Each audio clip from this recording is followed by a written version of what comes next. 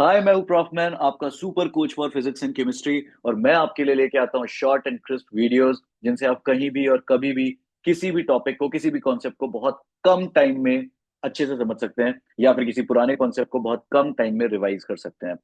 Last दो lectures जो ray optics के मैंने आपको बताए, उसमें मैंने आपको बताया है मिरर फॉर्मूला के बारे में। और ये जो सीरीज चल रही है ये है most important derivations of class 12, जिसमें फिलहाल हम रे ऑप्टिक्स डिस्कस कर रहे हैं। तो जिन लोगों ने इसके पहले के दो लेक्चर्स नहीं देखे हैं, मैं उनका लिंक डिस्क्रिप्शन बॉक्स में डाल दूंगा। बिकॉज आई रिकमेंडेड कि आप पुराने लेक्चर जरूर देख के आइए, क्योंकि अगर अगर आपको वो कॉन्सेप्ट्स क्लियर होंगे तो आपको आगे की चीजें बहुत अच्छे से समझ में आएंगी। और मैं आपको हर डेरिवेशन के लिए जो जो चीजें रिक्वायर्ड है वो बहुत डिटेल में एक्सप्लेन कर रहा हूँ। तो अब इस लेक्चर में हमें क्या डिस्कस करना है? हमें डिस्कस करना है refraction through a convex spherical refracting surface. अब यहां पर ये टर्म आया है रिफ्रैक्शन, तो पहले रिफ्रैक्शन समझ लेते हैं। जब लाइट किसी एक मीडियम से दूसरे मीडियम में जाती है, तो उस केस में वो अपने पाथ से डेविएट हो जाती है, वो बेंड हो जाती है। तो यहाँ पे दो इंपॉर्टेंट केसेस बनते हैं। लाइट रेयरर मीडियम से अगर डेंसर मीडियम में जा रही है, तो वो टूवर्ड्स द नॉर्मल बेंड हो जाती है। ये लाइट ऐसे जा रही थी, अब देखिए ये टूवर्ड्स द नॉर्मल बेंड हो गई। और अगर लाइट डेंसर मीडियम से रेयर मीडियम में जाती है, तो वो away from the normal bend हो जाती है। तो ये लाइट जा रही थी डेंसर से, और ये नॉर्मल है, away from the normal bend हो गई। यहां पर मैंने ये जो म्यू 1 एंड म्यू 2 ये जो लिख रखा है, ये कहलाता है रिफ्रैक्टिव इंडेक्स। आप ये समझ लीजिए कि जिस मीडियम का रिफ्रैक्टिव इंडेक्स ज्यादा होता है उसे ही हम डेंसर मीडियम बोलते हैं, और जिस मीडियम का रिफ्रैक्टिव इंडेक्स कम होता है उसे हम रेयरर मीडियम बोलते हैं। और दोनों ही जगह आप देखिए, मैंने जहां भी डेंसर लिखा है उसके साथ म्यू 2 लिखा है। और इसीलिए मैंने यहाँ पे लिख रखा है कि mu 2 is greater than mu 1, because denser का रिफ्रैक्टिव इंडेक्स हमेशा रेयर से ज्यादा होता है। एंड डेरिवेशंस को बहुत इजी तरीके से समझने के लिए आप अपने दिमाग में एक चीज रखिए कि हम आगे जब भी कोई डेंसर मीडियम को मार्क करेंगे, तो उसके रिफ्रैक्टिव इंडेक्स को मोस्ट ऑफ द टाइम्स हम म्यू 2 बोलेंगे, और रेयरर को हम म्यू 1 बोलेंगे। तो नेक्स्ट कॉन्सेप्ट जो आप लोगों को पता होना चाहिए इन डेरिवेशंस को अच्छे से समझने के लिए, वो है स्नेल्स लॉ। और स्नेल्स लॉ कब हम यूज करते हैं? जब रिफ्रैक्शन हो रहा होता है। तो देखो, मैं आपको एकदम सिंपलेस्ट तरीका बताऊंगा स्नेल्स लॉ लिखने का, सो दैट कोई कंफ्यूजन नहीं रहेगा, और आप जब चाहेंगे तब स्नेल्स लॉ एकदम एक्यूरेटली लिख सकते हैं। तो यहाँ मैंने एक छोटा सा एग्जांपल लिया हुआ है कि लाइट एक रेयरर मीडियम से डेंसर मीडियम में जा रही है, तो आपको पता है टूवर्ड्स अ नॉर्मल बेंड होगी। तो ये लाइट आई और ये टूवर्ड्स अ नॉर्मल बेंड हो गई। अब इंसिडेंट रे और नॉर्मल के बीच का जो एंगल होता है उसको हम बोलते हैं angle of incidence. And refracted रे और नॉर्मल के बीच का जो एंगल होता है उसे हम बोलते हैं एंगल ऑफ रिफ्रैक्शन। ये याद रखिएगा, ये दोनों ही एंगल रे और नॉर्मल के बीच में होते हैं। तो अब स्नेल्स लॉ कैसे अप्लाई करेंगे? स्नेल्स लॉ अप्लाई करने का बहुत सिंपल सा तरीका ये है, एक साइड का refractive index into sine of उस साइड का एंगल, दूसरे साइड का refractive index into sine of उस साइड के एंगल के इक्वल होगा। मतलब इधर का रिफ्रैक्टिव इंडेक्स म्यू 1 और इंटू साइन ऑफ इस साइड का एंगल यानी i, mu 1 into sine I is equal to दूसरे साइड का refractive index mu 2 into sine of उस साइड का एंगल, यानी कि साइन आर। तो mu 1 sine I is equal to mu 2 sine R. अब आप कभी भी किसी भी सरफेस पे बिना किसी कंफ्यूजन के स्नेल्स लॉ अप्लाई कर सकते हैं। बस आपको उस साइड का refractive index into sine of उस साइड का एंगल इज इक्वल टू दूसरे साइड का refractive index into sine of उस साइड का एंगल। सिंपली आपको बस इतना ही करना है। अब जो नेक्स्ट सवाल ये आता है कि अभी जो हमने रिफ्रैक्शन देखा वो एक प्लेन सरफेस के लिए देखा, बट यहाँ पे जो हमें डेरिवेशन करने हैं वो स्फेरिकल सरफेसेस के लिए करने हैं। तो क्वेश्चन ये बनता है, how does refraction take place in case of spherical refracting surface? वहां पे रिफ्रैक्शन किस तरीके से होगा? देखिए, रूल्स सारे सेम ही रहते हैं। स्नेल्स लॉ दोनों जगह लग सकता है। एंड जो रूल है कि रेरर से अगर डेंसर में लाइट जाएगी तो towards the normal, and denser से रेरर जाएगी तो away from the normal bend होगी, ये रूल यहाँ भी लगेंगे। बस थोड़ा सा आपको यहाँ पर कुछ चीजों को अच्छे से समझना है, आपको लग जाएगा कि आपने जो भी पढ़ा हुआ है वो सब यहाँ पर यूज हो रहा है। तो पहला केस मैंने क्या लिया है, कॉन्वेक्स रिफ्रैक्टिंग सरफेस का। ये है कॉन्वेक्स रिफ्रैक्टिंग सरफेस। इसका मतलब ये होता है कि जो स्फेरिकल सरफेस की आउटर सरफेस है वो ऑब्जेक्ट को फेस कर रही होती है। तो देखिए, ये आउटर सरफेस ऑब्जेक्ट को फेस कर रही है। तो मान लो इस ऑब्जेक्ट से एक रे ये गई कुछ इस तरीके से। तो अब किसी भी स्फेरिकल सरफेस में अगर आपको नॉर्मल ड्रॉ करना है, याद रखिएगा, किसी भी स्फेरिकल सरफेस में अगर आपको नॉर्मल ड्रॉ करना है, तो स्फेरिकल सरफेस के उस पॉइंट को आप सेंटर ऑफ कर्वेचर से ज्वाइन कर देते हैं। ठीक है, जैसे इस पॉइंट पे अगर मुझे नॉर्मल ड्रॉ करना है तो मैंने इसको सेंटर ऑफ कर्वेचर से ड्रॉ कर दिया। अगर मुझे इस पॉइंट पे नॉर्मल ड्रॉ करना होता तो मैं इस पॉइंट को सेंटर ऑफ कर्वेचर से ड्रॉ से ज्वाइन कर देता। ये बात आप लोगों को समझ में आ रही है? तो अब पॉइंट ये आता है कि लाइन यहां से गई, एक रे यहां से गई, ये नॉर्मल है, ठीक है।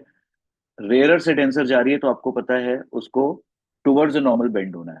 तो ये रे गई, ये नॉर्मल है, टुवर्ड द नॉर्मल बेंड होने के लिए वो कुछ इस डायरेक्शन में बेंड हो गई, ठीक है। एक रे तो ये थी।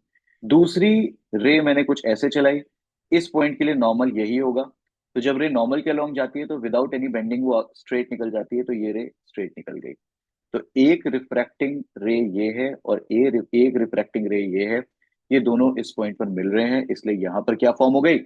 इमेज फॉर्म हो गई, ठीक है। अब यहाँ पर पिछले लेक्चर्स में जो मैंने आपको कॉन्सेप्ट बताया था इमेज के बारे में, वो यहाँ पे यूज होगा, क्योंकि ये रिफ्रैक्टिंग रे और ये रिफ्रैक्टिंग रे एक्चुअली इस पॉइंट पे मिल रहे हैं। इसलिए यहाँ पे जो इमेज बनेगी वो कैसी होगी? रियल इमेज होगी। अब देखिए दूसरा केस लेते हैं। यहाँ पर ऑब्जेक्ट कहाँ पे रखा हुआ है? डेंसर मीडियम में रखा हुआ है। तो ये जो रे गई, ये कुछ ऐसे गई, ये मैंने नॉर्मल ड्रॉ किया। अब क्योंकि डेंसर से रेरर जा रही है तो अवे फ्रॉम द नॉर्मल, ये नॉर्मल है, इससे अवे बेंड हो गई, ठीक है। और जो यहां से एक रे गई है ये तो अलोंग द नॉर्मल है, तो ये सीधे निकल जाएगी। अब मेरे पास एक रिफ्रैक्टिंग रे ये है और एक रिफ्रैक्टिंग रे ये है। राइट साइड आप देखिए, इनके बीच का डिस्टेंस क्या हो रहा है? बढ़ रहा है। तो यहां तो ये कभी मीट करेंगे नहीं, इसलिए मुझे इस रे को क्या करना पड़ेगा? पीछे एक्सटेंड करना पड़ेगा, और एक्सटेंड करने पर वो यहां पर मीट कर रहा है, इसलिए जो इमेज बनेगी वो यहां पर बन जाएगी, ठीक है। बट ये भी मैंने आपको पिछले लेक्चर्स में बताया हुआ है कि जब दो रेज एक्चुअली मीट नहीं करती हैं और हमें उन्हें एक्सटेंड करना पड़ता है मीट कराने के लिए, उस केस में जो इमेज बनती है वो कैसी इमेज होती है? वर्चुअल इमेज होती है। अब इसी में केस टू देख लेते हैं, जहां पे मैंने कॉनकेव रिफ्रैक्टिंग सरफेस लिया। कॉनकेव रिफ्रैक्टिंग सरफेस का मतलब क्या है? स्फेरिकल सरफेस का जो इनर सरफेस है वो ऑब्जेक्ट को फेस करेगा। तो सेम प्रोसेस, ऑब्जेक्ट से मैंने एक रे निकाली। अब देखो, इस स्फेयर का जो सेंटर है वो इस तरफ होगा, है ना। तो ये रे गई, इस पॉइंट को मैंने जैसे ही सेंटर ऑफ कर्वेचर से ज्वाइन किया, ये मेरा नॉर्मल बन गया। अब रे रेरर से डेंसर जा रही है तो वो टुवर्ड्स द नॉर्मल बेंड हो जाएगी, इसलिए देखिए टुवर्ड्स द नॉर्मल बेंड हो गई। और एक ये रे स्ट्रेट निकल गई। अब ये टुवर्ड्स द नॉर्मल बेंड हो गई है, यहां पर भी देखिए ये रे कुछ इस तरीके से जा रही है और ये रे कुछ इस तरीके से जा रही है, राइट साइड में कभी भी मीट नहीं करेंगे। तो यहाँ पे फिर मुझे इस रे को क्या करना पड़ा?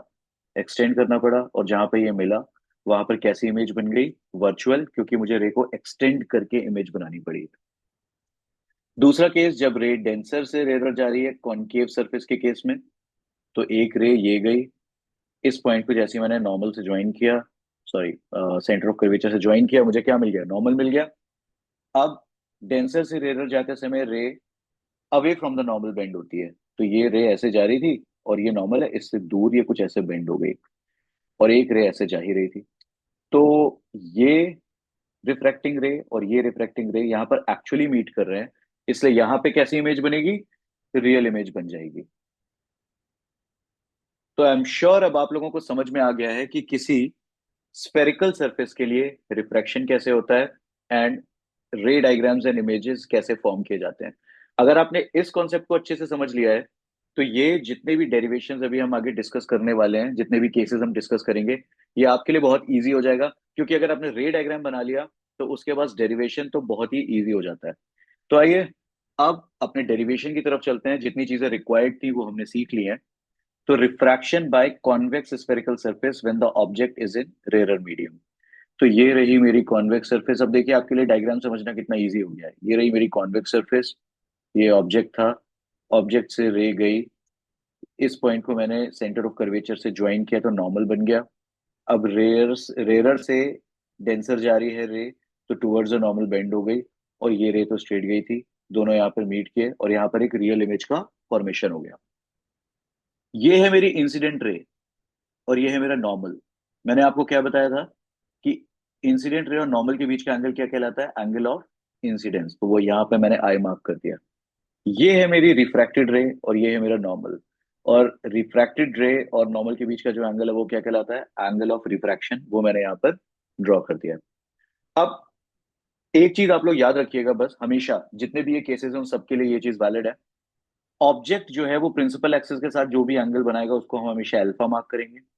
इमेज जो प्रिंसिपल एक्सिस के साथ एंगल बनाएगी उसे हम बीटा मार्क करेंगे। और centre of curvature principal axis के साथ जो एंगल बनाएगा, या आई शुड से नॉर्मल जो है वो प्रिंसिपल एक्सिस के साथ जो एंगल बनाएगा उसको हम क्या मार्क करेंगे, गामा मार्क करेंगे। ठीक है, ये याद रखिएगा, सब में यही काम आएगा। नाउ नेक्स्ट चीज, आपको पता है साइन कन्वेंशन, मैं पीछे वाले लेक्चर्स में बता चुका हूं आपको। ये देखो, ये मेरी इंसिडेंट रे जा रही है किधर, टुवर्ड्स राइट। और साइन कन्वेंशन कहता है कि आपको इंसिडेंट रे के डायरेक्शन को पॉजिटिव मार्क करना है, तो मैंने राइट को पॉजिटिव ले लिया और लेफ्ट को नेगेटिव ले लिया। अब हम बात करते हैं in triangle O M C. ये रहा मेरा ट्राइंगल ओ एम सी। इस ट्राइंगल में अगर आप देखेंगे तो ये जो आई है ये एक एक्सटीरियर एंगल है, और एक्सटीरियर एंगल हमेशा सम ऑफ इंटीरियर एंगल्स के इक्वल होता है। तो हम लिख सकते हैं i is equal to alpha plus gamma. यहाँ पे देखिए मैंने लिख दिया i is equal to alpha plus gamma, और इसको इक्वेशन वन बोल दिया। दूसरा ट्राइंगल जो हम लेने जा रहे हैं वो है ट्राइंगल सी एम आई। ये रहा सी एम आई। इसमें ये गामा जो है ये एक्सटीरियर एंगल है, तो ये किसके इक्वल होगा, इंटीरियर एंगल्स के सम के, यानी कि R plus beta. Gamma is equal to R plus beta. तो नेक्स्ट मैंने लिखा gamma is equal to R plus beta. लेकिन यहां से हम आर की वैल्यू निकालेंगे, क्योंकि स्नेल्स लॉ में हम आई और आर का रिलेशन निकालते हैं। तो आर की वैल्यू अगर निकालेंगे तो बीटा इधर चला जाएगा और क्या बनेगा, R is equal to gamma minus beta, and we call it equation two. अब हम इस इंटरफेस पर, इस मीडियम की बाउंड्री पर स्नेल्स लॉ लगा देंगे। देखो अब आपके लिए स्नेल्स लॉ कितना इजी हो चुका है। इधर का refractive index into sine of यहाँ का एंगल, यानी mu one into sine I, is equal to दूसरे साइड का refractive index mu two into sine of यहाँ का एंगल, यानी कि साइन आर। और देखिए एंगल मैंने कौन से लिए हैं, हमेशा रे और नॉर्मल के बीच वाले एंगल लिए हैं। यहाँ पे इस रे और इस नॉर्मल के बीच का, यहाँ पे ये रे और इस नॉर्मल के बीच का। तो कोई कंफ्यूजन ही नहीं रह गया है। तो mu one sine I is equal to mu two sine R. फिर पेरेक्सियल रेज क्या होती हैं, ये मैंने आपको पिछले लेक्चर्स में बताया हुआ है। और ये भी बताया है कि पेरेक्सियल रेज के केस में जो भी एंगल्स होते हैं वो सारे एंगल्स क्या होते हैं, स्मॉल। और ये चीज आप लोगों ने शायद पहले फिजिक्स में भी और मैथ्स में भी पढ़ रखी होगी। व्हेन एंगल्स आर स्मॉल तो हम साइन थीटा और टैन थीटा को अप्रोक्सीमेटली थीटा लिख सकते हैं। ठीक है, तो यहां पर क्योंकि पेरेक्सियल रेज है, एंगल स्मॉल है, तो साइन आई को हम अप्रोक्सीमेटली आई लिख सकते हैं, एंड साइन आर को हम अप्रोक्सीमेटली आर लिख सकते हैं। तो इन चीजों को अगर मैं इस इक्वेशन में डालूंगा तो मुझे मिलेगा mu one I is equal to mu two R. अब आई और आर की वैल्यूज हम इक्वेशन वन और टू से यहाँ पर पुट कर देंगे। तो आई की वैल्यू क्या है, एल्फा प्लस गामा। तो म्यू वन में आई की जगह मैंने क्या डाल दिया, alpha plus gamma mu one के साथ। और म्यू टू के साथ आर है, आर की वैल्यू है गामा माइनस बीटा। तो म्यू टू के साथ मैंने क्या डाल दिया, गामा माइनस बीटा। और अब हम इसको इक्वेशन थ्री बोल देंगे। फिर से पेरेक्सियल रेज है, तो पेरेक्सियल रेज के केस में मैं आपको पहले भी बता चुका हूं कि ये जो एमपी होता है इसको हम स्ट्रेट लाइन ले सकते हैं। जिन्होंने पहले वाले लेक्चर्स देखे उन्हें पता है ये कॉन्सेप्ट बहुत अच्छे से। और इसीलिए मैं रिकमेंड करता हूँ कि जो भी, जैसे मैं रे ऑप्टिक्स के डेरिवेशंस करा रहा हूँ, तो आप उसके सारे वीडियोस शुरुआत से देखिए, सो दैट आपको कॉन्सेप्ट पता चलते रहे और आगे की चीजें आपको अच्छे से समझ में आए। तो ये है एमपी, जिसको हम एक स्ट्रेट लाइन कंसीडर कर सकते हैं फॉर पेरेक्सियल रेज, और एंगल्स तो स्मॉल होते ही हैं। तो अगर एंगल स्मॉल होते हैं तो मैंने आपको बताया साइन थीटा और टैन थीटा दोनों को ही हम अप्रोक्सीमेटली थीटा लिख सकते हैं। अब मुझे यहाँ पे अल्फा चाहिए। अल्फा की वैल्यू कैलकुलेट करना मुश्किल है, लेकिन टैन अल्फा की मैं कर सकता हूँ। ठीक है, तो इस ट्राइंगल में अगर मैं टैन अल्फा कैलकुलेट करूंगा तो वो क्या होगा, परपेंडिकुलर यानी एमपी अपॉन बेस यानी पीओ। तो टैन अल्फा को मैंने लिखा एमपी अपॉन पीओ। और स्मॉल एंगल के केस में टैन अल्फा अप्रोक्सीमेटली किसके इक्वल होता है, अल्फा। तो alpha is equal to MP upon PO. Similarly tan beta जो कि अप्रोक्सीमेटली बीटा के इक्वल होगा, टैन बीटा के लिए हम ये ट्राइंगल कंसीडर करेंगे। यहाँ पे क्या होगा, परपेंडिकुलर अपॉन बेस यानी एमपी अपॉन पी आई। तो टैन बीटा की जगह क्या लिख दिया, एमपी अपॉन पी आई। फिर टैन गामा के लिए हम ये ट्राइंगल कंसीडर करेंगे। इस पे क्या होगा, परपेंडिकुलर अपॉन बेस यानी एमपी अपॉन पीसी। तो टैन गामा की जगह हमने क्या लिख दिया है, एमपी अपॉन पीसी, और ये अप्रोक्सीमेटली गामा के इक्वल होगा। अब हम नेक्स्ट पेज पे चलते हैं।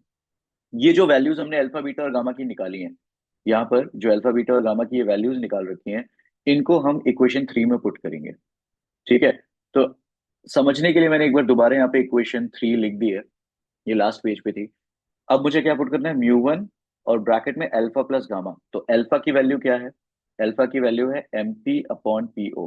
तो अल्फा की जगह मैंने पुट किया MP upon PO, plus gamma, gamma की वैल्यू क्या है, एमपी अपॉन पीसी। तो गामा की जगह मैंने पुट किया एमपी अपॉन पीसी। फिर यहाँ पे म्यू 2 के साथ गामा है, गामा की जगह मैंने पुट किया एमपी अपॉन पीसी। और फिर है बीटा, और बीटा की वैल्यू हमने क्या निकाली थी, एमपी अपॉन पी आई। तो यहाँ पर मैंने बीटा की जगह क्या पुट कर दिया, एमपी अपॉन पी आई। अब वक्त आ चुका है साइन कन्वेंशन का।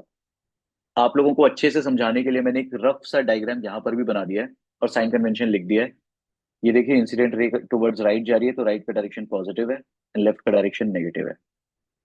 पीओ को हम क्या लिख सकते हैं, पीओ मतलब हम सरफेस से ऑब्जेक्ट की तरफ जा रहे हैं, मतलब ये ऑब्जेक्ट डिस्टेंस है। लेकिन हम जा किस तरफ रहे हैं, सरफेस से ऑब्जेक्ट तक पहुंचने के लिए लेफ्ट, और लेफ्ट डायरेक्शन क्या है, नेगेटिव। तो इसका मतलब ऑब्जेक्ट डिस्टेंस नेगेटिव होगा, इसलिए पीओ को हम क्या रखेंगे, माइनस यू। फिर बात करते हैं पी आई। पी आई जो यहाँ पर यूज हो रहा है, इससे हम सरफेस से इमेज की तरफ जा रहे हैं, तो डेफिनेटली ये इमेज का डिस्टेंस है। लेकिन हम टुवर्ड्स राइट जा रहे हैं और राइट का डायरेक्शन पॉजिटिव है, इसलिए हम पी आई को क्या रखेंगे, प्लस वी।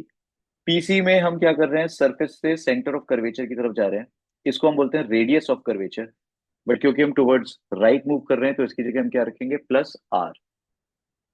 अब इस इक्वेशन में देखिए दोबारा से, एमपी एमपी एमपी, ये तो हर जगह से कैंसिल हो जाएगा कॉमन लेके, म्यू 1 अंदर मल्टीप्लाई हो जाएगा, यानी म्यू 1 अपॉन पीओ। तो म्यू 1 अपॉन पीओ की जगह मैंने क्या रख दिया, minus you, plus mu 1 upon PC. तो म्यू 1 अपॉन पीसी की जगह मैंने क्या रख दिया, आर। फिर यहाँ पर म्यू 2 अंदर गया, क्योंकि एमपी तो सारे कैंसिल हो चुके हैं, म्यू 2 अपॉन पीसी, पीसी की वैल्यू प्लस आर है, तो म्यू 2 अपॉन आर रख दिया, और minus mu 2 upon P I. P I की वैल्यू वी है, तो म्यू 2 अपॉन पी आई, और पी आई की जगह हमने वी पुट कर दिया। क्लियर है। अब हम क्या करेंगे, आर वाली दोनों चीजें सेम साइड ले जाएंगे, यानी इसको मैंने इधर भेज दिया और इसको इधर ले आया। तो ये जब minus mu 2 by V left में आया, तो उसको हम लिखेंगे म्यू 2 बाई वी। और यहाँ पे पहले से एक माइनस म्यू 1 बाई यू था, राइट साइड में म्यू 2 बाई आर था, और जब मैं इसको राइट साइड ले गया, तो माइनस म्यू 1 बाई आर ये बन जाएगा। अब यहाँ पर अगर मैं आर को कॉमन ले लूंगा, तो मेरी पूरी इक्वेशन बनी, mu 2 by V minus mu 1 by U is equal to mu 2 minus mu 1 by R. और यही इक्वेशन हमें डिराइव करनी थी, और इसको फिलहाल हमने एक कॉन्वेक्स स्फेरिकल सरफेस के लिए डिराइव किया है। लेकिन कब, जब ऑब्जेक्ट कहाँ पे रखा हुआ है, रेयरर मीडियम में रखा हुआ है, और उसके लिए हमने ये इक्वेशन डिराइव कर दी है। तो आई होप आपको ये बहुत अच्छे से समझ में आ गई होगी, इसके सारे कॉन्सेप्ट्स जो रिक्वायर्ड थे वो भी बहुत अच्छे से समझ में आ गए होंगे। इस वीडियो को आप पॉज करके अपने नोट्स प्रॉपर बनाइए, खुद बनाइए। मैं बार बार इंसिस्ट करता हूँ कि आपको अपने नोट्स खुद बनाने चाहिए, और बार बार इसको देखिए, रिवाइज करिए। अगर आपको एक ये कॉन्सेप्ट अच्छे से समझ में आ गया है, ये केस, तो आगे के केसेस समझना आपके लिए बहुत इजी हो जाएगा। तो आई होप आपको ये चीज बहुत अच्छे से अब समझ में आ गई है, और आप इसको अच्छे से रिवाइज करेंगे। तो वीडियो को एंड करने से पहले हम अपने फाइनल चीज की बात करेंगे, जो कि क्विज होता है। हर लेक्चर के बाद मैं आपको एक क्विज देता हूँ, और उसका क्वेश्चन आपके लिए हमेशा बेनिफिशियल होगा। तो जिन लोगों को आता है वो डायरेक्टली कमेंट सेक्शन में उसको आंसर कर सकते हैं, जिनको नहीं आता वो उसके बारे में पता करें और फिर उसको आंसर करें। जिन लोगों के आंसर सही होंगे उनके आंसर्स को मैं लाइक कर दूंगा। तो यहाँ पर क्या क्वेश्चन है, डेंसर मीडियम को एक तरीके से डिफाइन करना है कि denser medium is a medium in which, denser medium कौन सा मीडियम होता है जिसमें कि पहला ऑप्शन है speed of light is slower, दूसरा है speed of light is faster, तीसरा है mass density of the medium is low, and fourth option है mass density of the medium is high. Comment section में इसका आंसर करिए, और आई एम श्योर कि आप सबको इसका आंसर बहुत अच्छे से ही पता होगा, तो आप सब इसका आंसर करिए। तो अब आज हम इस वीडियो को एंड करते हैं। नेक्स्ट वीडियोस में हम इसके और भी केसेस के बारे में बात करेंगे, बट फिर मैं बोलता हूँ आपको पुराने लेक्चर्स को रिवाइज करना है, तो आपको आगे की चीजें बहुत अच्छे से समझ में आएंगी। तो ठीक है, आप पढ़ते रहिए और हम मिलते हैं नेक्स्ट वीडियो में। तब तक के लिए प्रॉफ सेज बाय।